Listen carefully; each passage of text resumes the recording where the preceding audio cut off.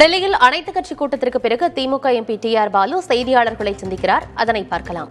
நிர்வாகிகளும் அதே போல ஸ்ரீலங்காவினுடைய நிர்வாகி 2 பேரும் கையெழுத்து போட்டு அக்ரிமெண்ட்ல அதை கொடுத்திருக்காங்க, கச்சத்தை வழங்கியிருக்காங்க. இது நடைமுறை சாத்தியம் இல்லாது, தவறு செஞ்சது தவறு என்பது மட்டுமல்ல, இது திரும்ப பெறணும். அப்படியே தமிழ்நாடு சட்டசபையில எதிர்த்து தீர்மானம் போட்டுருக்காங்க. தமிழ்நாடு சட்டசபையில் எதிர்த்து தீர்மானம் தமிழ்நாடு சட்டப்பேரவையில் எதிர்த்து தீர்மானம் போட்டு இது நிச்சயமாக இது நம்முடைய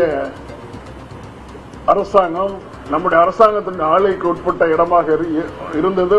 வரலாற்று உண்மைகள்லாம் இருக்குது. ராமநாதபுரம் ராஜாவுக்கு சொந்தமான இடம் அது. இதெல்லாம் வரலாற்று சொந்தங்கள் எல்லாம் எடுத்து சொல்லி நீதிமன்றத்தில் வழக்கு தொடரணும். இல்லைன்னா அரசாங்கம் ஈடுபட்டு 2 அரசாங்கம் ஈடுபட்டு இது சுமூகமா தீர்த்து வைக்கிறோங்கிறது நாங்க பேச இருக்கிறோம். அப்புறம் 50% வரி உயர்வை அமெரிக்கா விதித்துள்ளது.